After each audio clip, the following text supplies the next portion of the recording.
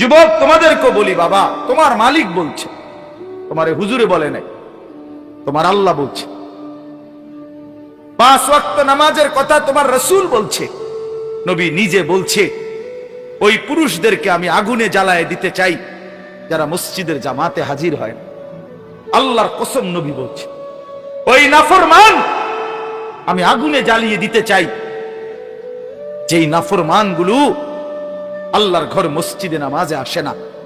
রাসূল বলছে, এই নাফরমান যখন সুপারিশের জন্য হাসরের ময়দানে নবীর সামনে যাবে, নবী যখন দেখবে কোন পৃষ্ঠায় পৃষ্ঠায় নামাজ নাই, 5 ওয়াক্ত ফজরের নামাজ, আল্লাহর নবী বলেন, উম্মত, তুই তো সেই নাফরমান যাকে আমি দুনিয়াতেই তো আগুন জ্বালায় দিতে চাইছিলাম, তা আজ তোকে আগুনে ফেলবে, অসুবিধা কি? এই আগুনে তো তোরে আমি দুনিয়াতেই পুইরা লাইতে চাইছি। লা উহাররিকান্না বুয়ুতাহুম, শুধু মানুষ না মিয়া, আল্লাহ রাসূল বলছে, আমার মন চাইছে বেনামাজির ঘর সুদ্ধা পুরায় দেয়। লাউলান নিসা ওয়াদ দাঈফ, যদি নারী না থাকতো, যদি বাচ্চা না থাকতো, বৃদ্ধ অসহায় মানুষ না থাকতো ঘরে, আমি ঘর জ্বালায় দিতাম, ঘর পুড়ে দিতাম। কি পরিমাণ মুসলমান আপনারা নামাজ পড়েন না। আপনাদের এই নামাজের কথা তো মোল্লারা বলে নাই, হুজুর বলে নাই, আল্লাহ বলছে। আল্লাহ রাসূল সাল্লাল্লাহু আলাইহি সাল্লাম বলছে, হালাল খাইবার কথা আপনাদেরকে আল্লাহ বলছে, বেটা রাসূল সাল্লাল্লাহু আলাইহি সাল্লাম বলছে, হুজুর বলে নাই, আল্লাহ বলছে। কুলু মিনাত তাইয়্যিবাত, আল্লাহ বলছে, হে রাসূলগণ হালাল খাও। আবার ঈমানদারকে বলছে, কুলু মিন তাইয়্যিবাতি মা রাযাকনাকুম, হে ঈমানদারগণ আমার দেওয়া হালাল রিজিক খাও। আল্লাহ নিজে বলছেন। অতএব কেন হারাম? এই ওজনে কম দেওয়া, এটা মানুষকে ঠকানো, লেনদেনের মধ্যে একটি নিকৃষ্ট, একেবারে নিকৃষ্ট রুচির মানুষ। এই লোক সাংঘাতিক রকমের অসভ্য, সীমাহীন দুশ্চরিত্র, সীমাহীন দুশ্চরিত্র, 1 নম্বর বাটপার, বাটপারের হেডকোয়ার্টার, সিটারের হেডকোয়ার্টার, এটা বাটপারের হেডকোয়ার্টার। বাটপারে কোনো ভালো মানুষ হইতে পারে না যে অন্যকে ঠকায়। অতএব আজকে এই কথা, প্রথম কথা, ওজনে কম দেওয়া নিকৃষ্ট, হারাম, হারাম। কাউকে ওজনে কম দিলে তো সেই যে লাভ টাকাটা হইল, এই টাকাটা হারাম না? আর আল্লাহর নবী সাল্লাল্লাহু আলাইহি সাল্লাম বলেন, লা ইয়াদখুলুল জান্নাতা জাসাদুন গুযিয়া বিল হারাম। নবী সাল্লাল্লাহু আলাইহি সাল্লাম বলেন, ওই দেহ জান্নাতে যাবে না যে দেহের গোশত, মাংস, রক্ত হারাম দ্বারা বড় হয়েছে, হারাম দ্বারা বৃদ্ধি পাইছে, ওই দেহ জান্নাতে যাবে না। লা ইয়াদখুলুল জান্নাহ, জান্নাতে প্রবেশ করবে না। আমি নিজে এই হাদিসের ব্যাখ্যায় পড়ছি। এই বাপ সবাই শুনেন, যারা তাদের ফ্যামিলিকে, স্ত্রী সন্তানকে হারাম টাকা, হারাম রোজগার, সুদের টাকা, ঘুষের টাকা, কিস্তির টাকা, লোনের টাকা, হারাম টাকা ওজনে কম দিয়া ঠগাইয়া, বাটপারি, সিটারি কইরা, 2 নম্বরই, 6 নম্বরই, 9 নম্বরই করে টাকা কামাই করে যারা বউ বাচ্চাকে খাওয়ায়, তো এই বউ বাচ্চা এগুলোর শরীর, গোশত, মাংস, রক্ত তো ওই হারাম দ্বারা হইছে। তো এই পুরা ফ্যামিলির জাহান্নাম এই নাফরমান ঠিক করে দিছে। এই অভিভাবক নামের দুশ্মনে, এই দুশ্মন পুরা ফ্যামিলিটাকে জাহান্নামে ফেলে। হাদিসের মধ্যে আছে, আল্লাহর নবী সাল্লাল্লাহু আলাইহি সাল্লাম, তিরমিজির হাদিস, কাবা ঘর, আল্লাহর ঘর কাবা, কাবা ঘরের গিলাফ ধরে এক লোক নবীজির জামানায় দূর থেকে সফর করে আইসা পাগলের মতো 2 হাত তুইলা ইয়া রব, ইয়া রব, আল্লাহর কাছে দোয়া করতেছে আর কি কি চাইতেছে। নবীজি তখন সাহাবীদেরকে দেখাইয়া বলছে, দেখো এর দিকে তাকাও, মাতআমুহু হারাম, মাশরাবুহু হারাম, গুযিয়া বিল হারাম। এই নাফরমান যা খাইছে হারাম খাইছে, যা পান করছে হারাম, তার শরীরের গোশত মাংস রক্ত যা হয়েছে হারাম দ্বারা, ফাআন্না ইউস্তাজাবু লাহু, কিভাবে তার দোয়া কবুল হবে? হাদিস।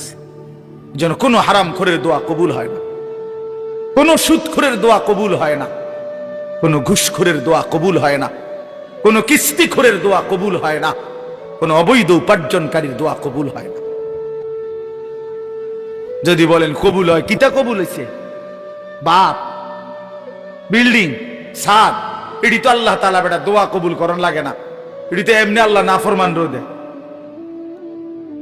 বিল্ডিং এর ছাদের লেগে হুজুর দিয়া দোয়া করার লাগেনি, কাফের বেঈমান ছাদ দেয় কেমনে? তাহলে কথা বলেন না কেন? হে তারা কোন মূল হিসাব দিয়ে দোয়া করা? হ্যাঁ, বিল্ডিং কি ভেঙে পড়ে গেছে সব?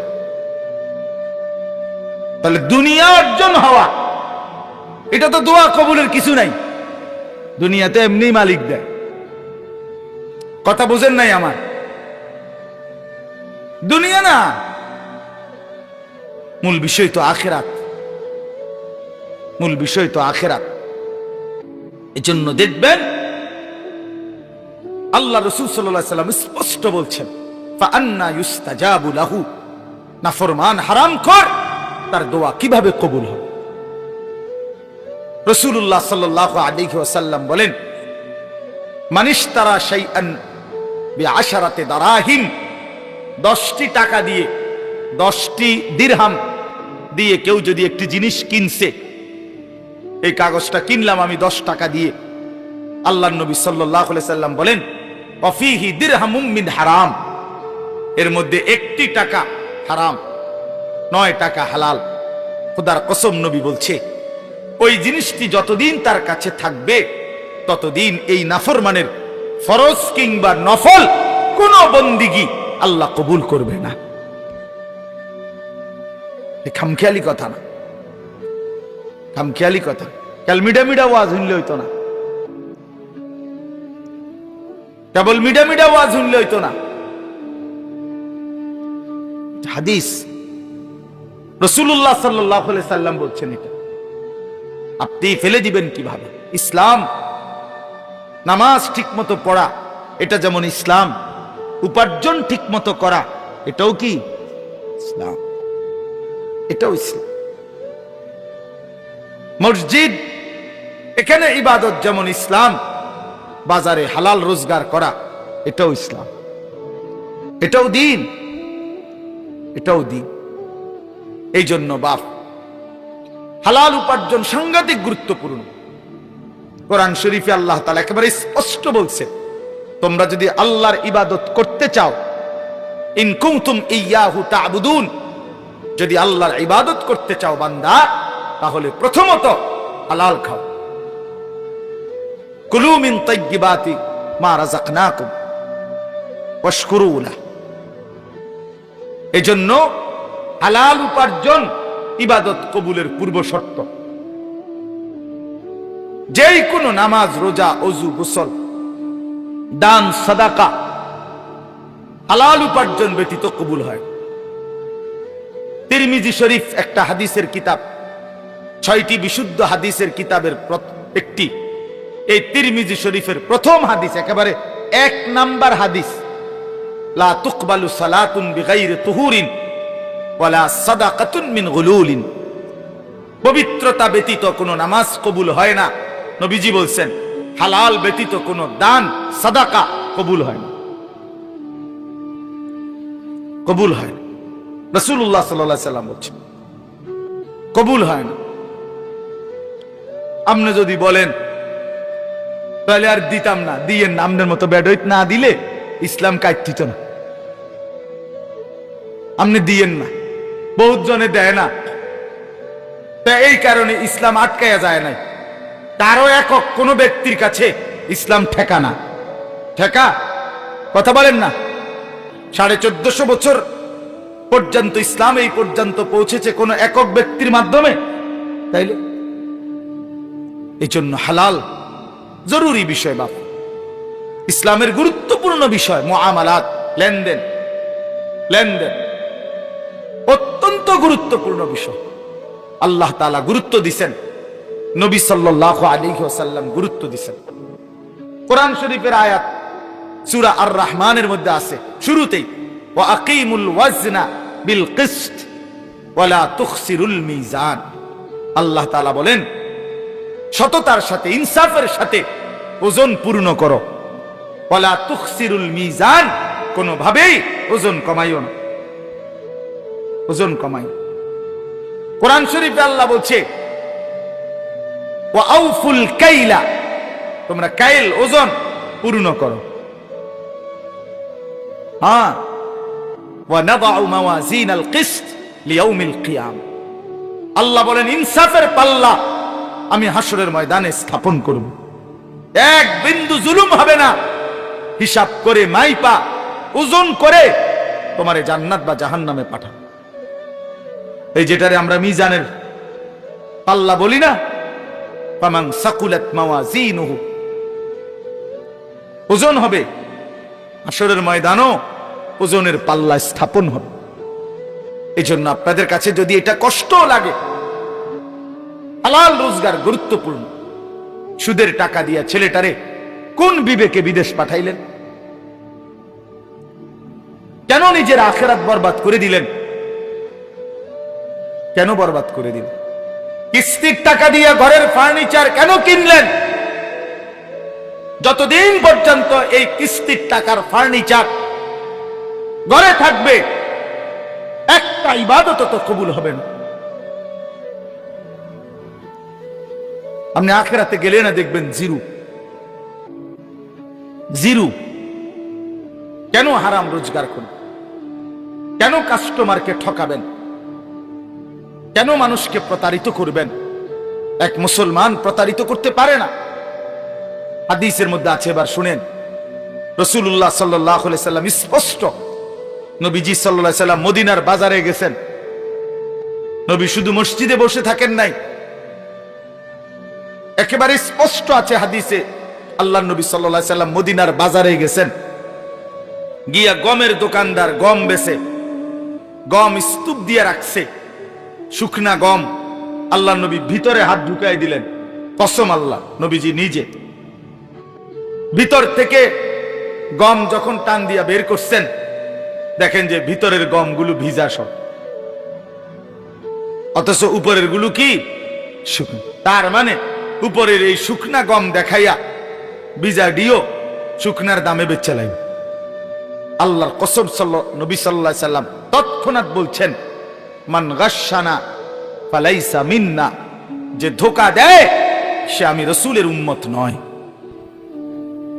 সে আমাদের কেউ নয়, আমি তারে চিনি না। তো নবী যখন বলে আমার কেউ নয়, এই প্রতারক, এই বাটপার, তাহলে সুপারিশ তোমার আব্বানি করবে। তখন হাউজে কাউসারের পানি আপনার কোন বাপে দিবে? তখন কে দিবে বলেন? ছেলেরা, বাপ আল্লাহর দোহাই কথা বলো না। এই ছেলেরা, কথা বলো না, এমনে দাঁড়াও, এমনে বসো। তোমরা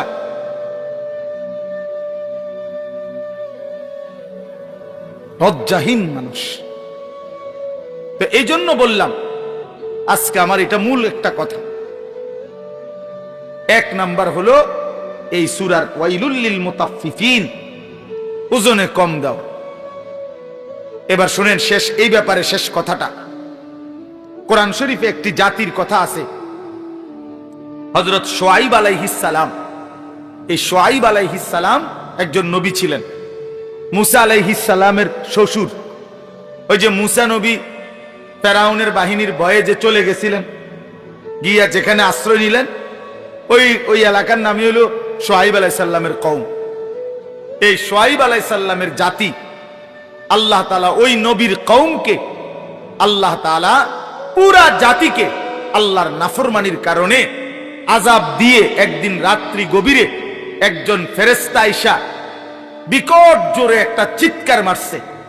একটি চিৎকারে পুরা জাতি উপর হইয়া পইরা, কোলের বাচ্চা, দুধের বাচ্চা, পেটের বাচ্চা, জওয়ান, বুড়া, নারী, পুরুষ সব মরে গেছে, সব। ফাসবাহু ফি দারিহিম জাসিমিন, কোরআন শরীফে আছে। এই জাতি আল্লাহ তাআলা কেন ধ্বংস করছেন? শুআয়ব আলাইহিস সালামের কওমকে কোরআন শরীফে স্পষ্ট আছে, তাদের মূল অপরাধ ছিল তারা ওজনে কম দিত। খোদার কসম, এটা কোরআনের আয়াত। ওরা ওজনে কম দিত। এই ওজনে কম দেওয়া যখন ব্যাপক হইছে, এই বদভ্যাস যখন কোনোভাবে ছাড়ে না, কোরআনে আছে শুআয়ব আলাইহিস সালাম দুয়ারে দুয়ারে হাইটা হাইটা প্রত্যেকের কাছে হাজারবার লক্ষবার বলছে, হে আমার জাতি, লা তানকুসুল মিকিয়াল, ওজনে কম দিও না, তোমরা বিপদে পড়বা।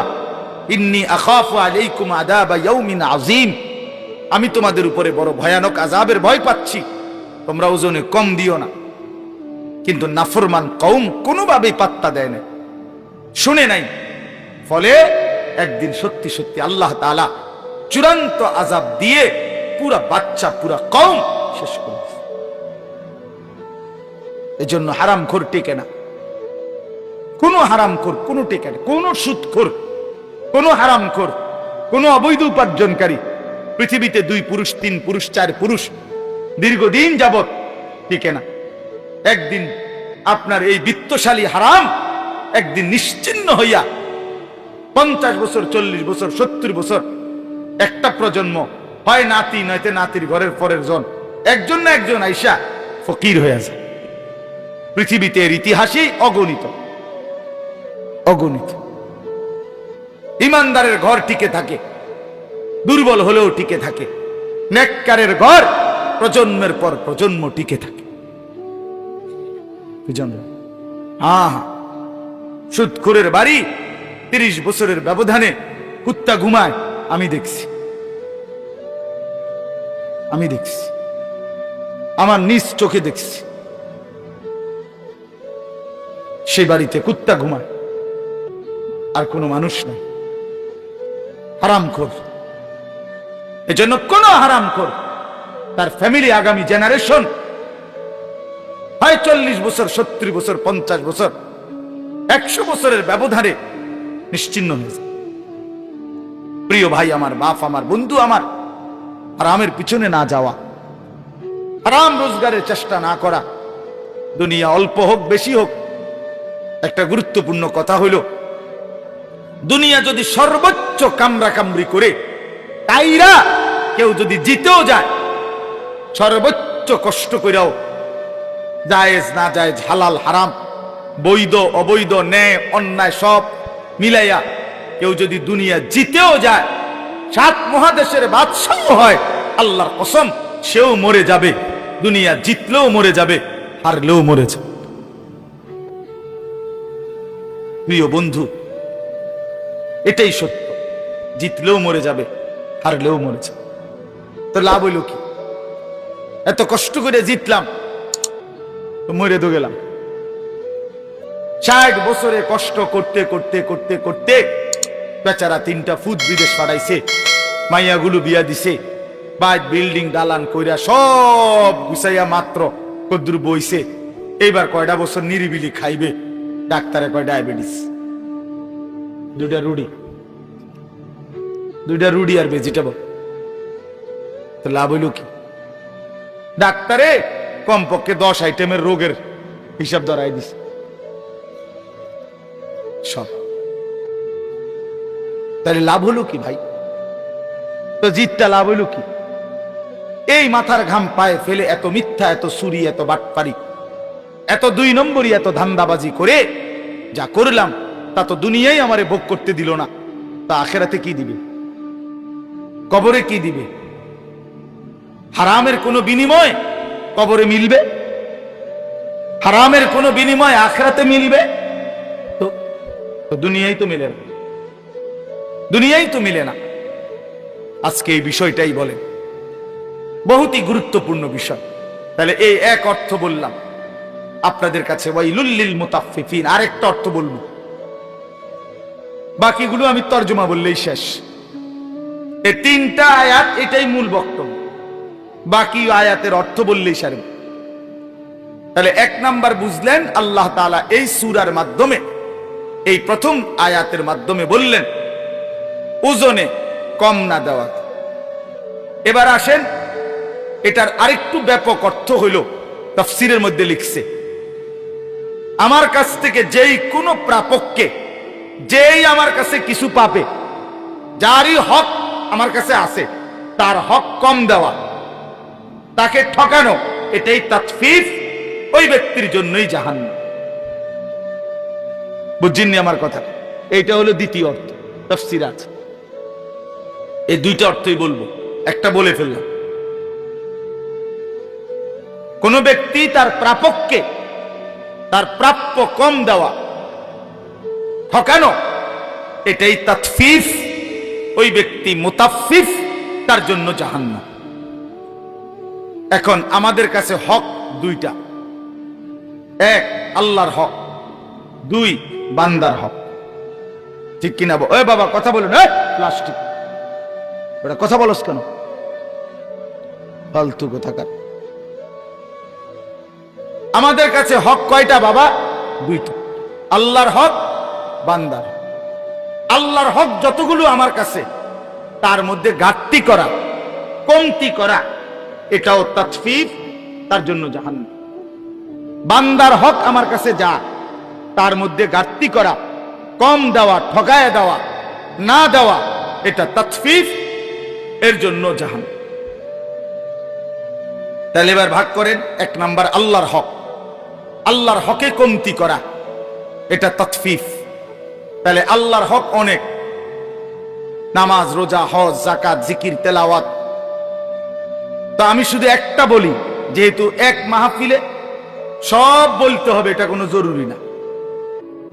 এক ওয়াজে 1 ঘন্টায় পুরা 23 বছরের ইসলাম পুরাটা বুঝাইয়া দেওয়া দায়িত্ব।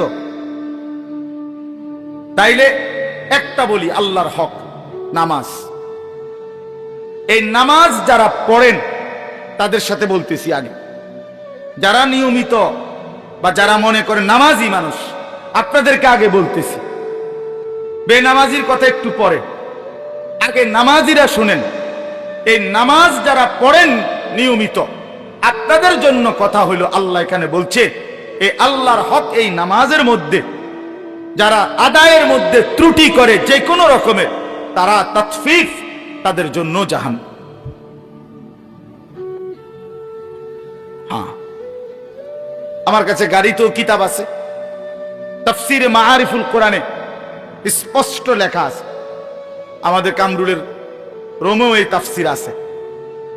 ওই যে আমার ছাত্র যে মাওলানা, আপনাদের ইমাম, ওখানে লেখা আছে স্পষ্ট।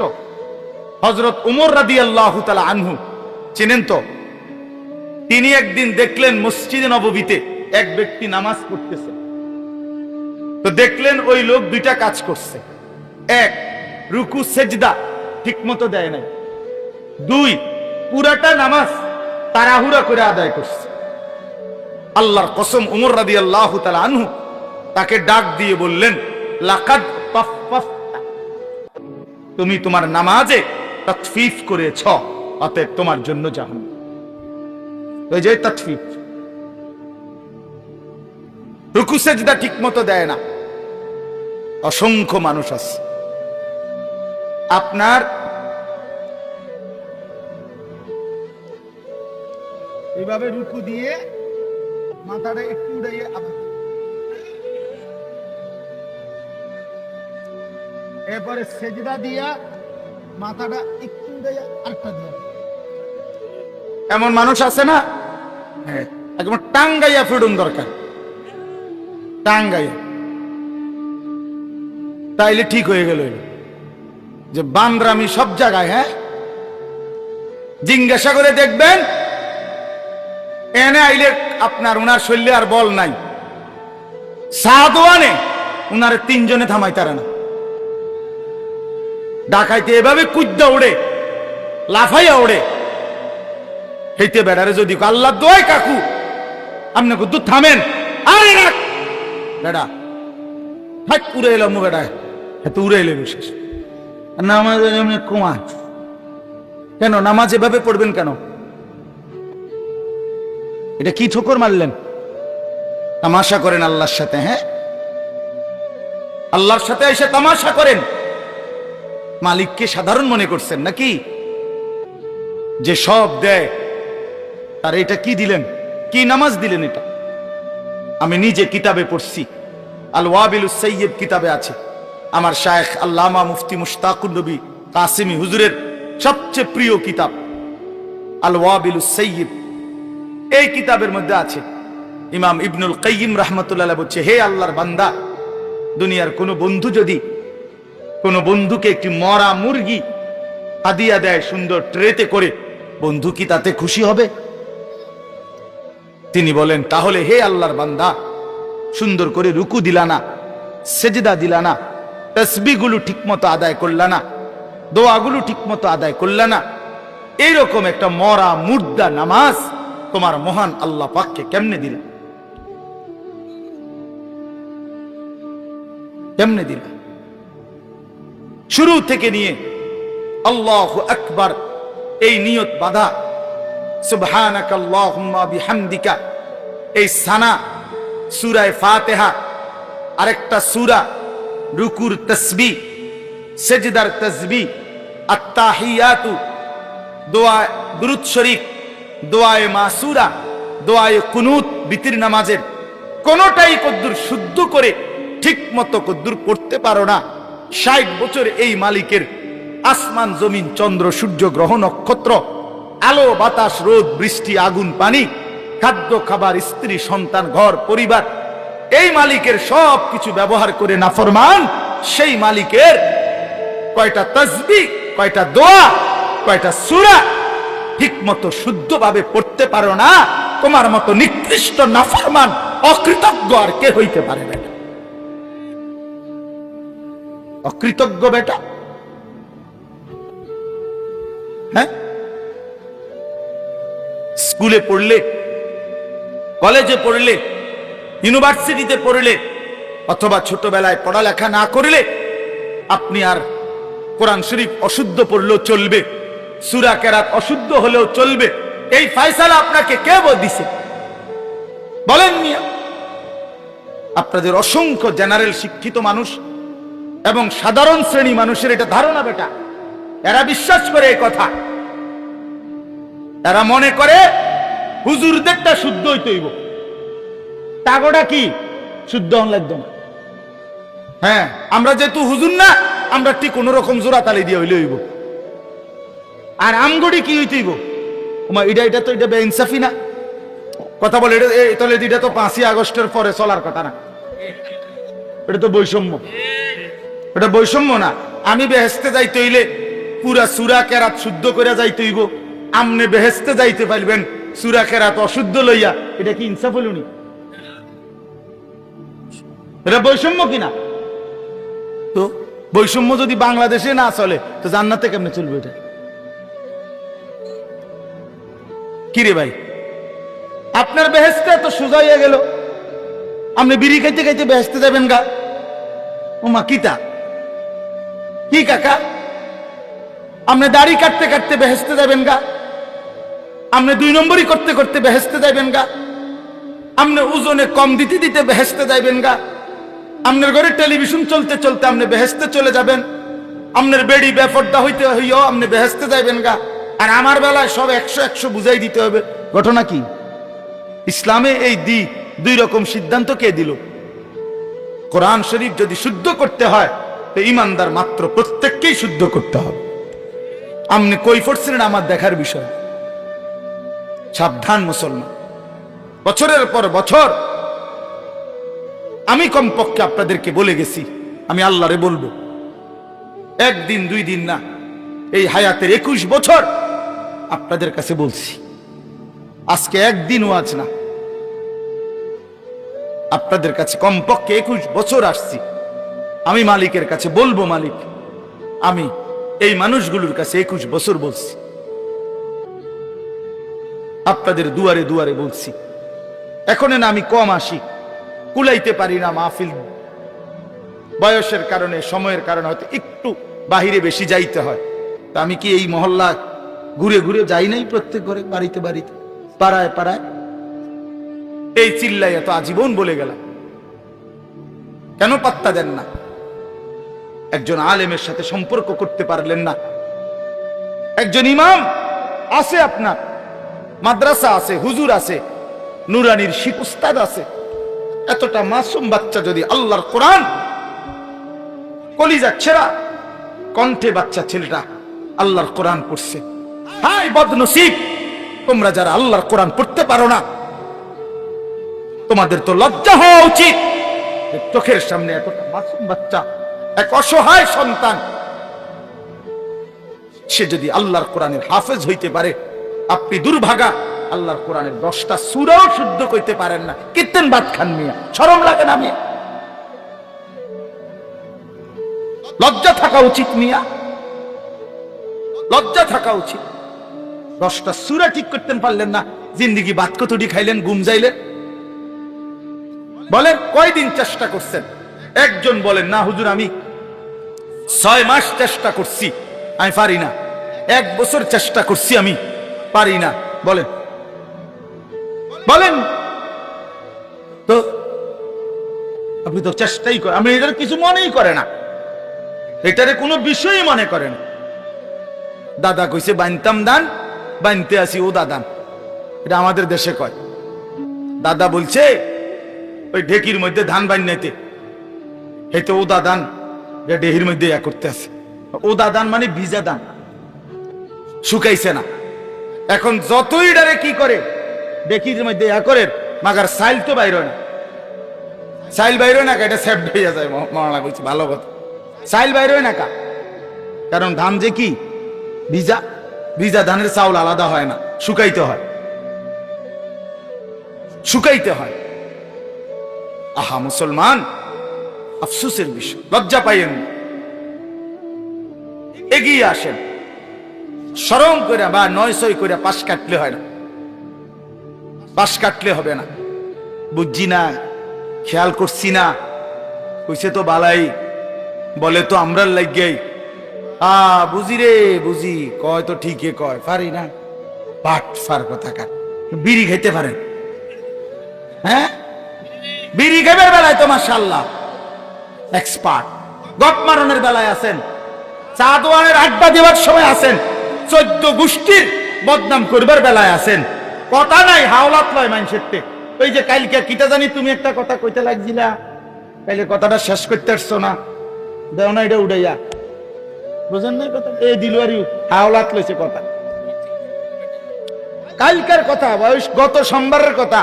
কিটা জানি তুমি একটা কথা উড়াইছিলা, কথাটা তো কি করছো না, শেষ করতে পারছো না, আজ যে গুদুর উড়াও আজ এ দিলওয়ারি উড়াইয়া।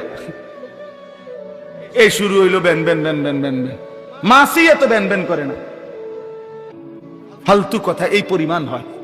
আফসোস মিয়া, আফসোস বাবা। আমি আমার জাতিকে বললাম, ছেলেরা বাপ তোমাদেরকে রাত গভীরে বললাম, যে জীবন সেজদা নাই, যে জীবনে আল্লাহর কোরআন নাই, বন্ধু এটা কোনো জিন্দেগি না।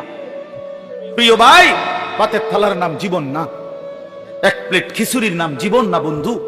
কিছু খাওয়া আর একটু ঘুম আর একটু পেশাব পায়খানা আর একটু যৌন চাহিদা পূরণ, এটা জানোয়ারের জীবন। এতটুকু প্রয়োজন জানোয়ারেরও পূরণ, কুকুর বিড়ালেরও পূরণ। আমরা মানুষ, আমরা ইনসান, আমাদের আল্লাহ আছে, আমাদের আকল পূর্ণ আকল, আমরা ছাগলের আকল না, আমরা মানুষের আকল। শুধু দুনিয়া ভোগ করার নাম জীবন। এই জন্য দয়া করে এই আয়াতের আলোকে বললাম, তাতফিফ, আল্লাহর ইবাদতের মধ্যে ঘাটতি করলে তাতফিফ, ঘাটতি করা যাবে না। নামাজ ঠিক করেন, 10টা সূরা ঠিক করেন, আর 10টাও লাগবে না মিয়া, 5টা সূরা ঠিক করেন। 4 রাকাতের বেশি কোনো নামাজ নাই, আসেনি? মানে একসাথে 4 রাকাতের বেশি নামাজ আসেনি, তো 4 রাকাতে সূরা দরকার 4টা, আর আলহামদুলিল্লাহ সূরাটা খালাস, 5টা সূরা। সুবহানাকাল্লাহুম্মা বিহামদিকা, সুবহানা রাব্বিয়াল আযীম, রব্বানা লাকাল হামদ, সুবহানা রাব্বিয়াল আ'লা, আত-তাহিয়াতু লিল্লাহ, আল্লাহুম্মা সাল্লি আলা মুহাম্মদ, আল্লাহুম্মা ইন্নী যালামতু নাফসি যুলমান কাসীরা, আল্লাহুম্মা ইন্না নাস্তাঈনুকা ওয়া নাস্তাগফিরুকা ওয়া নু'মিনু বিক। এই দোয়ায় কুনুত, আর শুদ্ধ করে আল্লাহু আকবার, সামি আল্লাহু লিমান হামিদা, রব্বানা লাকাল হামদ, খালাস। জান্নাত, জান্নাতের বুঝ হয়ে গেছে। এবারে একদূর শিখতে রাজি না, এমন শক্ত ডাকায় পাথর ভাঙ্গে যাবে মাগার, এবার কলজা লড়ে না। বাপরে বাপ, পাষাণ ওই মানুষগুলো। এত হাজার বার, এত লক্ষ বার বলার পরেও যারা এই কদ্দুর সূরা কেরা ঠিক করে নাই, এদের কলজা পাথরের কলজা। তারা বুঝছে এটাই জিন্দিগি, মানে বনবিরি। 60 বছর বয়সেও মাগার বিড়ির অভ্যাস চায় না। লজ্জা থাকা উচিত মেয়ে। কোরআন শরীফে স্পষ্ট আছে, এখানে ওলামায়ে কেরাম আছে, আপনি জিগান মিয়া। জাহান্নামীদের খাবার আল্লাহ নিজে কোরআনে বলছে, জাহান্নামীদের যে খাবার, এটার বৈশিষ্ট্য লা ইউসমিনু ওয়ালা ইউগনি মিন জু'। এটা পুষ্টি হবে না, এটার দ্বারা ক্ষুধা নিবারণ হবে না। এই দুইটা আইটেম জাহান্নামীদেরকে যা দেওয়া হবে খাইতে, ওইটার দ্বারা তাদের কোনো পুষ্টি হবে না, তাদের ক্ষুধাও নিবারণ হবে না। ঠিক বিড়ি সিগারেট এটা এমন একটি জিনিস যার দ্বারা কোনো পুষ্টিও হয় না, ক্ষুধাও নিবারণ হয় না। অতএব এটা শুধুই কেবল হতে পারে জাহান্নামীদের খাবার। ইমানদারের পছন্দ আগুন হইতে পারে না। কোন মুমিন আগুনকে পছন্দ করতে পারে না বেটা, এটা তো আগুন বেটা, তো প্রকাশ্য আগুন। আগুন নাকে মুখে দিয়া ধোঁয়া বাইর করে, এটা ইমানদারের পছন্দ হয় কেন? মুমিনের পছন্দ এটা হবে কিভাবে বলে? দুর্গন্ধ একটা মানুষের প্রিয় হয় কেমনে? বিড়ি সিগারেট দুর্গন্ধ না, না আতরের গন্ধ? তো তাইলে ফিকির করে, নিয়ত করে, লজ্জা কইরা, হিম্মত কইরা, সেট কইরা, আমার লগে জিদ কইরা ছেড়ে দেন। যা হুজুর বেটা, তুই এত বড় কথা কইলি বেটা, খাইলাম না। আমি তো চাই এরুম একটা সেট ওঠক আপনি শোল্ডারে। কথা বলেন না, এটা উচিত না? বলেন এটা উচিত না? এটা লজ্জার কথা। এটা তো জাহান্নামীদের খাবার। আগুন কোন মুমিনের প্রিয় হইতে পারে না, দুর্গন্ধ কোন মুসলমানের পছন্দ হইতে পারে না। রাসূলুল্লাহ সাল্লাল্লাহু আলাইহি সাল্লামের দুনিয়ায় সবচেয়ে প্রিয় ছিল 1 নম্বরে আতর, সুগন্ধি। নবীজি নিজে বলছেন, নবীজি পেঁয়াজের গন্ধ, রসুনের গন্ধ, ঘামের গন্ধ সহ্য করতেন না। নবীজি যে রাস্তা দিয়ে হাঁটতেন, পুরা রাস্তা মেশক আম্বরের ঘ্রাণ সইত। নবী সাল্লাল্লাহু আলাইহি সাল্লামের ঘাম মুবারক থেকে মেশকের ঘ্রাণ বের হতো। সেই নবীর সামনে এই দুর্গন্ধওয়ালা বিড়ি সিগারেটওয়ালা মুখ নিয়ে কেমনে দাঁড়াইবে? দিলে দিলে নিয়ত করেন, দিলে দিলে, আমার হাত তোলার দরকার নেই, আপনার দিলে আপনি বুঝাপড়া করেন। এই দুর্গন্ধ নিয়ে জীবন কাটাইয়েন না বাবা, এটা ঘৃণিত জীবন, পছন্দনীয় না। কোন মহিলারও কষ্ট হয়, যার স্বামী বিড়ি সিগারেটে আক্রান্ত, বিড়ি সিগারেট খায়, ওই স্ত্রী কষ্টও পায়। আপন সঙ্গিনীকে কষ্ট দেওয়াও এটা জুলুম। এটা কিতাবে আছে, আমরা নিজে পড়ছি। রাসূলুল্লাহ সাল্লাল্লাহু আলাইহি সাল্লামের সুন্নাতের মধ্যে এটাও আছে, স্বামী স্ত্রীর, আপনার এই ক্ষেত্রে স্বামী খেয়াল রাখা স্ত্রীকে যেন কষ্ট না দিক, স্ত্রী খেয়াল রাখা স্বামীকে যেন কষ্ট না দিক। আল্লাহ আমাদেরকে বুঝ দান করে, আল্লাহ আমাদেরকে বুঝ দান করে। আমার বাপ, তাহলে আল্লাহর হকের মধ্যে আজকে আমি শক্ত বললাম, আল্লাহর হক ঘাটতি করবেন। ওযু, নামাজ, সূরা, কেরাত, দোয়া, কালাম কষ্ট করে হলেও শিখবেন তো ইনশাআল্লাহ। আল্লাহ তৌফিক দান করে। সর্বশেষ কথা হলো, বান্দার হক আরেকটা আছে, বান্দার হকে ঘাটতি করা। আপন বোনের সম্পদ আছে অনেকের কাছে, আছে না? আপনি এই সম্পদ কেন দিচ্ছেন না? দিচ্ছেন না কেন? এই হারাম কেন খাচ্ছেন? আপন ফুফুর সম্পদ, আপন ভাইয়ের সম্পদ, আপন ভাতিজার সম্পদ, আপন আত্মীয় স্বজনের সম্পদ কেন দিচ্ছেন না? এটা আপনার কাছে বান্দার হক না? কথা বলেন না কেন? এটা দিবেন না কেন? আপন স্ত্রীর মোহরের টাকা কেন দিচ্ছেন না? লজ্জা করে না? শরম নাই বেটা? দুনিয়ার কোন পাওনাদাররে এতদিন আটকায় রাখতে পারবেন? তো আপন স্ত্রীর মোহরের টাকা দিবেন না কেন? কান্দে করে, তুমি কি নিবাগা টেহাডি? হ্যাঁ, টেহাডি নিবাগা? বে করে বে করেন কেন? স্ত্রীর হক এটা, বেচারিটা বেচারিকে দিয়ে দেন। আগের থেকে হুজুর যদি না নে বেডি কইসাম রে, যদি না নে সালাক আগের থেকে বলে, আগের থেকে কইলে তো বেডি কইবে। হ্যাঁ হ্যাঁ, হুজুরে কইছে দিতাম, তবে ইচ্ছা করলে তুমি নাও নিতে আরো তো ছাড়ছে তো। আপনি তো আগের থেকে কথা বাইল করে কইছেন। না বাবা, বান্দার হক নষ্ট না করে।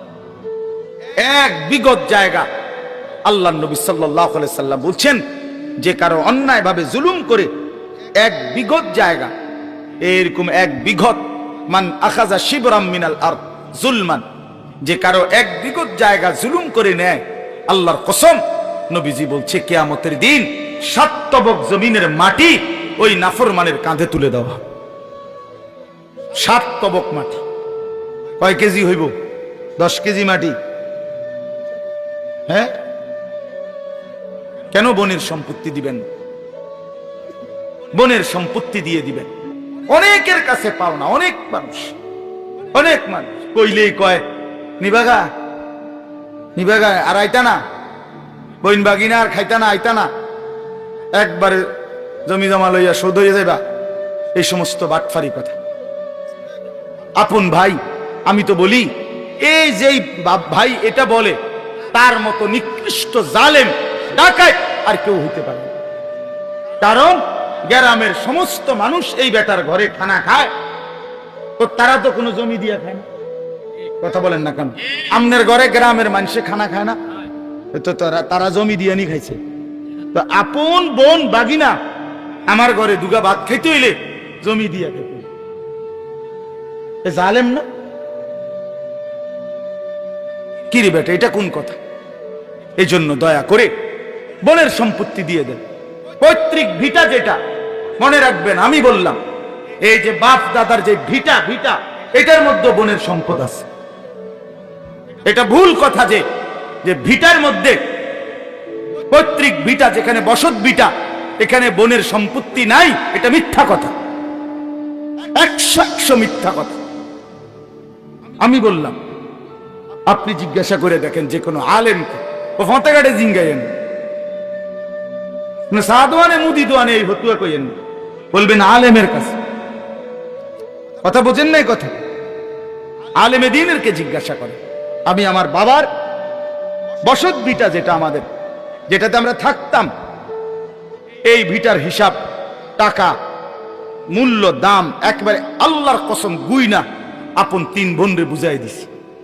আমার বোন আসমান থেকে পড়ছে যেদিন আমি কইছি বোনেরে যে বাড়ির যে আমগো ভিটারা, এটার টাকা নিবেন, বইনে কোমা ভাই তুই কিতারে কস, এই কথা তো আমরা জীবনে শুনছি না। আমাকে আজকে শোনে আপনি নিতেই বই টাকা নেন, আমি জামেলাত নেই।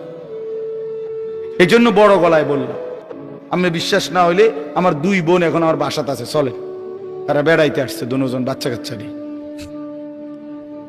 সবাই পুরা সম্পত্তি দিয়ে দিতে হবে। কেন 2 শতক জমির লেগে 5 শতক জমির জন্য নিজের সন্তানদেরকে হারাম খাওয়াবেন কেন? কথাটা বোঝেন না? আল্লাহ কি আপনার আর দেয় নাই? এটুকুর জন্য কেন কষ্ট পাইবেন? নিজেও জাহান্নামী হলেন, সন্তানদেরকেও বরবাদ করে দিলেন, কেন? কি ফায়দা? আল্লাহ আমাদেরকে বুঝ দান করেন। তাহলে আমার কথা আজকে একটু কঠিন হইল, মুআমালাতের কথা, মানে লেনদেনের কথা, এটা আজকে বেশি বললাম। তাহলে আমরা কি বলছি? 1 নাম্বার কথা হলো কাউকে ওজনে প্রাপ্য কম না দেওয়া। এটা এর পরিণতি কি? জাহান্নাম। বলেন না কি?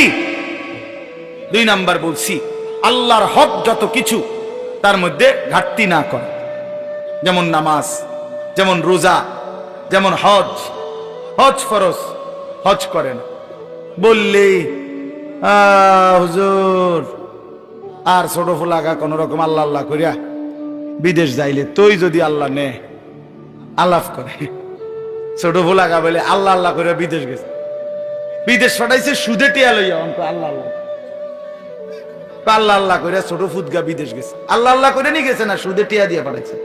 তো তাইলে আবার দিকন আল্লাহ আল্লাহ করে গেছে, হে আল্লাহ আল্লাহ করছে কই, সেদিন নামাজে পড়ে না,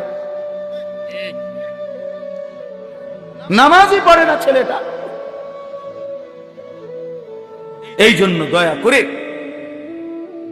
মেহেরবানি করে নিজের উপরে রহম করেন, আখেরাত মিলায় নেন, আখেরাত মিলায় নেন, কবর মিলায় নেন। দুনিয়া আপনার যদি শেষ হয়ে যাইতো, পুতেরও শেষ হয়ে যেত, তাহলে বাপ ফুতে বিল্লা দুনিয়া সাজাইতেন, কিন্তু আপনিও কবরে যাবেন, ফুতেও কবরে যাবেন, যাবে না বাপ? তো নিজেই বা কেন বরবাদ হলেন, ফুতেরে বা কেন বরবাদ করলেন? দুনিয়া ফুতেরও চলবে, আপনারও চলবে, সবাই চলতো। বাপ মরলে ফুত মরে না, বাপ ঠিক মতো দুনিয়ার বাড়িঘর করে না দিলেও ফুতে পরে করতে পারে, কোনো অসুবিধা হয় না। যে বাচ্চা বাপ হারা এতিম, এই তো বড় হইলে বাড়িঘর বিয়া শাদী দোয়ান বিল্ডিং ইডি করে লাইতার, ইডিয়া তো আর বিল্ডিং কোন আশ্চর্য কিছু না, ইতান কোনো টাইলস এগুলা কোন একের অবাক কিছু না, যে কোটি কোটি এক এক মানুষের ঘরে কয় টাকার মাল। হ্যাঁ, যারা একটু সম্পদশালী কি 200 কোটি টাকার মাল, এটা 50 লাখ টাকার মাল হইব। তো 50 লাখ টাকার মালের জন্য এত মিশা কথা কোন লাগে বেটা, এত বাটপারি করতে হয় বেটা? দুনিয়া পার হয়েই যাবে। এজন্য আজকে অনুরোধ করলাম, আমরা প্রত্যেকে ইনশাআল্লাহ নিজেদের লেনদেন, নিজেদের উপার্জন হালাল করার চেষ্টা করব। বলেন ইনশাআল্লাহ। হিম্মত করলে সম্ভব, ফিকির করলে সম্ভব। আল্লাহ তাআলা তৌফিক দান করেন।